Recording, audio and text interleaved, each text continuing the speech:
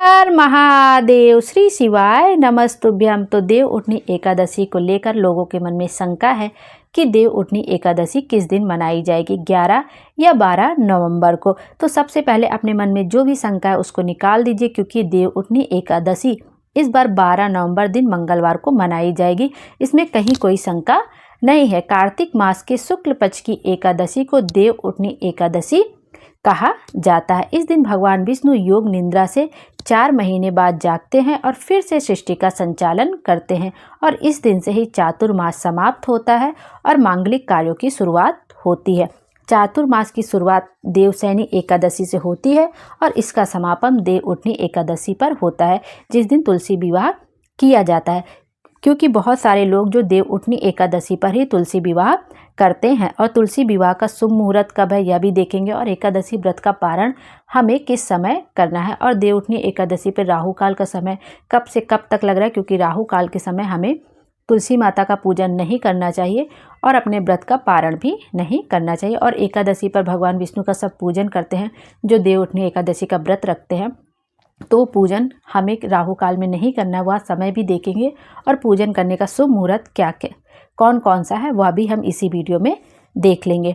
तो सबसे पहले जो देव उठनी एकादशी है वो 12 नवंबर को मनाई जाएगी, दिन मंगलवार को, और इसी दिन बहुत लोग तुलसी माता का विवाह भी करते हैं। तो तुलसी विवाह का जो शुभ मुहूर्त रहेगा वो शाम 5:29 से लेकर 5:55 तक रहेगा 12 नवंबर को।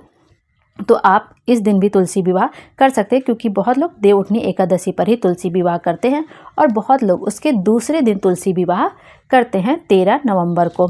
तो हम दोनों तिथि देख लेते हैं कि यदि आप देव उठनी एकादशी पर तुलसी विवाह करते हैं तो उसका शुभ मुहूर्त, क्योंकि तुलसी विवाह शाम के समय ही किया जाता है और शाम के समय ही करना तुलसी विवाह श्रेष्ठकर रहता है।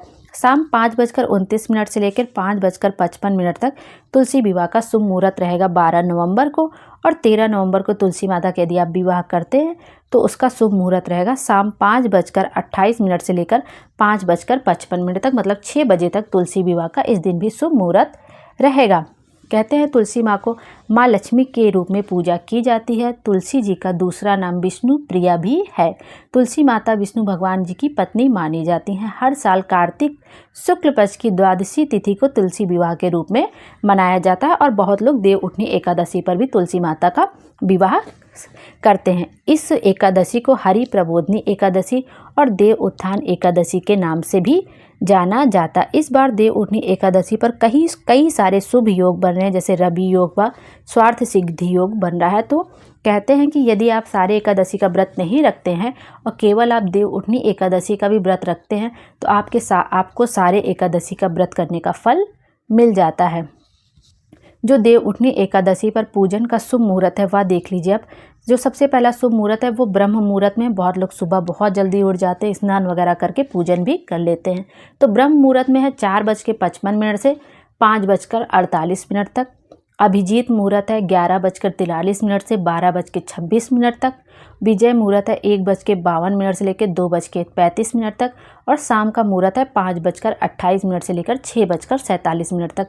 तो कई सारे शुभ मुहूर्त हैं, आप इसमें किसी भी शुभ मुहूर्त में पूजा कर सकते हैं। और देव उठनी एकादशी पर जो राहु काल का समय चल रहा है वो 2:46 से लेकर 4:07 तक है। तो उसमें आपको भूल से भी पूजा नहीं करना चाहिए, अवॉइड ही करना चाहिए। एकादशी का व्रत का पारण किस दिन किया जाएगा, वो 13 नवंबर को सुबह 6:42 से समय रहेगा और 8:51 तक रहेगा। आपको इसी शुभ मुहूर्त में एकादशी व्रत का पारण कर लेना चाहिए। एकादशी का व्रत करने वालों को कुछ नियमों का भी बहुत ज़्यादा ध्यान रखना चाहिए, तभी उनको व्रत का पूर्ण फल प्राप्त होता है।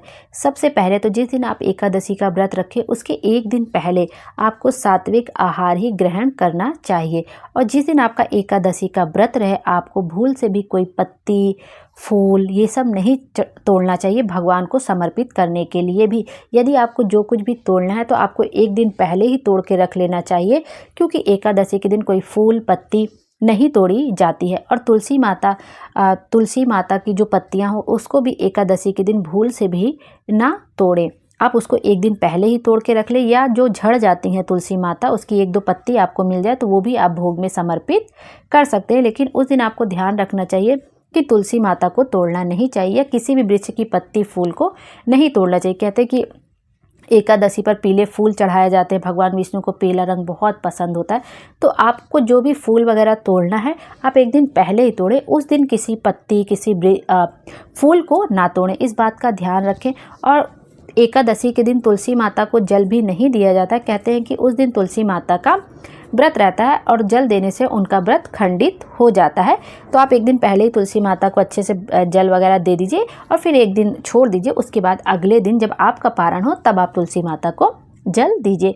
इस तरह से करने से हमें एकादशी व्रत का पूरा फल प्राप्त होता है। श्री शिवाय नमस्तुभ्यम। हर हर महादेव। भोले बाबा हम सब की मनोकामना पूरी करें और हमारे जीवन को खुशियों से भर दे। Thank you.